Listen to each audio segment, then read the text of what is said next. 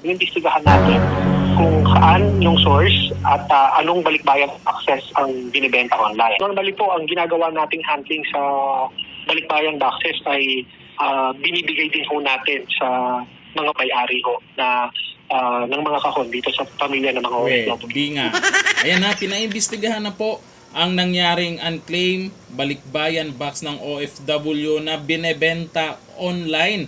Nitong nakaraan lang po, nag-viral po ang video ni Alexis na kung saan ay nakabili po siya. Excited pa nga daw siya, nabuksan yan.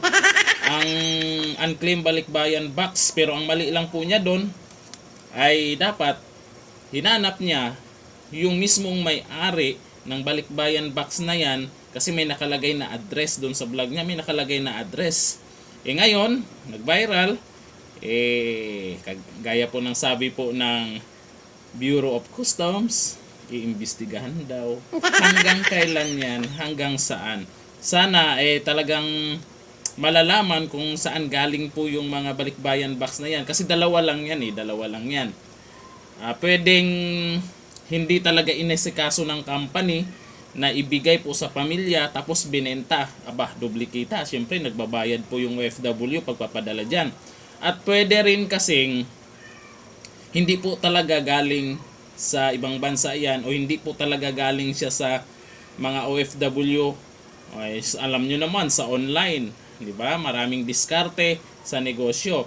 Malay nyo, kung balot-balot lang nila yan tapos sabihin ay balikbayan box tapos sabay benta. Yun lang po ang pwede nating nakitang pinanggalingan po ng balikbayan box na yan. Ito naman kasi may mga OFW din kasi na nawawalan po ng balikbayan box gaya nito. Merong mga OFW tulad ng nurse sa Canada na si Buena na nawawalan ng balikbayan box na 2019 pa niya ipinadala papunta sa ng Cavite. Diba? Kawawa po talaga kasi siyempre pinaghirapan po nila yan at ganun po ang nangyari. Pero sana may magawang paraan po ang gobyerno natin dyan, lalo po sa Bureau of Customs, na may magandang resulta yung pag-iimbestiga nila. Kasi ngayon nag-viral yan, sabihin nila na nag-iimbestigahan nila, darating ang mga ilang araw, ilang buwan, hindi na mapapag-usapan yan, wala na balita. Anyari na.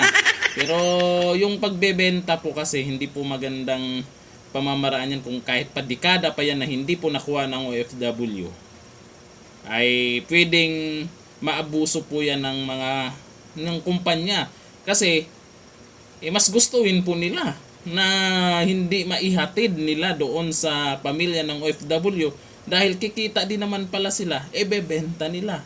Pag nalaman mong binenta, ikaw may-ari, sasama talaga loob mo. Siyempre, pinagkakita, nagbayad ka na sa kanila para ipadala. Tapos ngayon, malalaman mo, binenta nila. Duplikita. Negosyo nga naman talaga. Di ba?